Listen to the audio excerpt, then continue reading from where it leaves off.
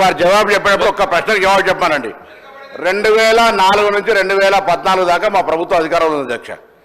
2000 దానికన్నా తెలుగుదేశం కూడా ఒప్పుకోవట్లేదు, వివేకానంద ఒప్పుకోవట్టుకోయే. 2004 నుంచి 14 దాకా నేను చెప్తాను. దాని తర్వాత అధ్యక్ష ఆనాడు మా ప్రభుత్వం గ్రీన్ ఛానల్ ద్వారా మెచ్చార్జీల చెల్లింపు కావచ్చు, మిగతా పనులన్నీ చేసినాం.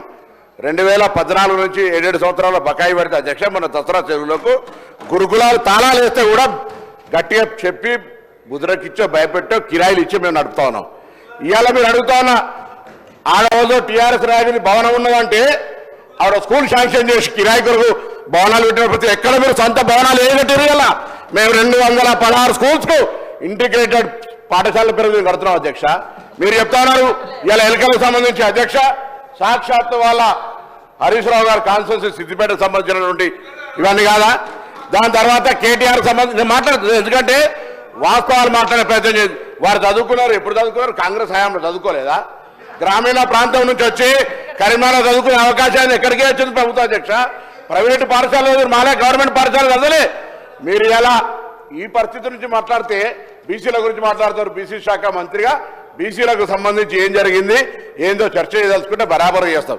ఎస్సీ ఎస్టీ బీసీ మైనార్టీలకు సంబంధించి తప్పకుండా కాంగ్రెస్ ప్రభుత్వం స్వతంత్రం వచ్చినప్పటి నుంచి ఏడు వరకు అసలు గురుకుల కాన్సెప్ట్ ప్రారంభించింది పివి నరసింహరావు గారు.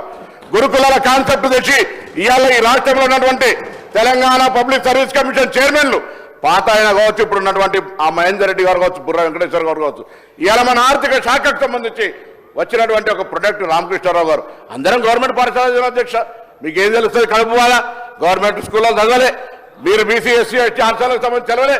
మంత్రిగా ఉన్నారు హాస్టల్కి సంబంధించి ఇప్పుడేమట ఎవరిష్టి నుంచి దాఖలాలు అవ్వటమట. ఈ పేపర్ కటింగ్స్ మీకు పంపిస్తే అధ్యక్ష ఒక్కొక్కటి చెప్పదలుచుకుంటే గంట సేపు చెప్పగలుగుతాం. ఇవాళ మీరు ఒక సొంత భవనం కట్టకుండా, ₹1 మెచ్చార్జీలు పెంచకుండా, ₹1 వాళ్ళకి ఇయ్యనటువంటి పరిస్థితులు ఉంటే క్వాలిటీ లేని ఫుడ్ మేము ఇవాళ నేమ్స్ లాంటి హాస్పిటల్ నుంచి డైటీషియన్ల దగ్గర సలహా తీసుకొని ఆఫీసర్లంతా ఎస్సీ ఎస్టీ బీసీ మైనార్టీ వేరు కాదు, నలుగురు కూర్చొని ఒక మెనూ తయారు చేయాలని రాష్ట్రం మొత్తం ఒక మెనూ ఇచ్చి వాస్తవాలకు దగ్గరగా ఉండే విధంగా చేసినాం. గుడ్డ ₹5 ఉంటే ₹3 మీరు టెండర్ ఇస్తారు. ఓ పద్ధతి లేదు. సప్లై ఏమవుతుందో తెలియదు. ఇవాళ మీరు బట్ట కాల్చి మీద వారేసి విద్యార్థుల పేరు రాజకీయం చేస్తారు. మా ప్రభుత్వాలు అడిగింది మీరు ఎప్పుడైనా మీ పార్టీ తరఫున సంబంధిత శాఖ మంత్రిగా ప్రభుత్వానికి ఈ అంశాలను సరిచేయండి, మేము చేయంగా కొన్ని మిగిలినాయి అని ఎప్పుడన్నా సూచన చేశారు అధ్యక్ష.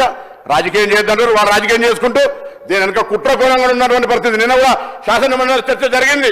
కొంతమంది గతంలో తిష్ట వేసుకొని కూర్చున్నటువంటి వాళ్ళు ఇలా సంస్థకు చెడ్డ పేరు చేయడం ద్వారా ప్రభుత్వానికి చెడ్డ పేరు తెచ్చేటువంటి కుట్ర జరుగుతోంది అనేటువంటి అంశాన్ని కూడా మీ ద్వారా సభ దృష్టికి తీసుకొస్తున్నాం. ఏం మాట్లాడుతూ ఉన్నారు?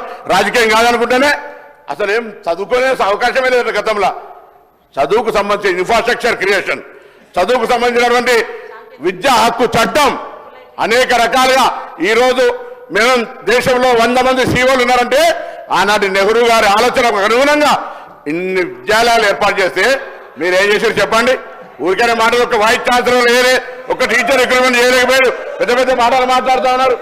ఇది పరిస్థితి. దయచేసి వాస్తవాలను మాట్లాడమని, సద్విమర్శ చేయమనండి, ప్రభుత్వం సలహా చెప్పమని తీసుకుంటాం. కానీ రాజకీయంగా మాట్లాడితే ఎవరు చూస్తూ ఊరుకోమనే మాట మనం చేస్తాం.